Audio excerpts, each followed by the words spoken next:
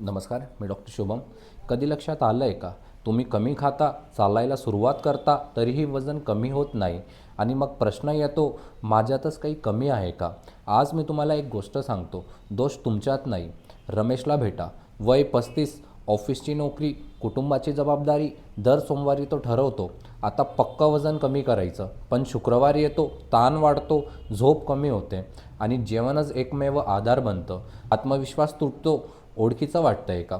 इथेच खरी गोष्ट आहे. लठ्ठपणा हा फक्त खाण्याचा प्रश्न नाही, तो आहे हॉर्मोन्सचा प्रश्न, झोपेचा प्रश्न, तणावाचा प्रश्न आणि सवयींचा प्रश्न. जेव्हा तुम्ही नीट झोपत नाही, तुमचं शरीर फॅट साठवतं. जेव्हा सतत तणाव असतो, शरीर सर्व्हायवल मोडमध्ये जातं. ते म्हणतं वजन कमी नको, साठवून ठेव. म्हणूनच डाएट फेल होते.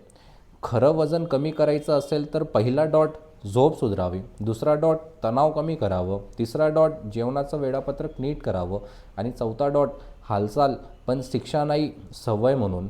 वजन कमी करणं म्हणजे स्वतःशी भांडण नाही, ते म्हणजे स्वतःची काळजी घेणं. लक्षात ठेवा, तुमचं शरीर तुमचा शत्रू नाही, ते फक्त तुम्हाला वाचवायचा प्रयत्न करतं आहे. जेव्हा तुम्ही संपूर्ण सिस्टम समजून घेता, तेव्हा वजन आपोआप हलू लागतं. आणि हो, तुम्ही कमजोर नाही, तुम्हाला फक्त योग्य दिशा हवी आहे.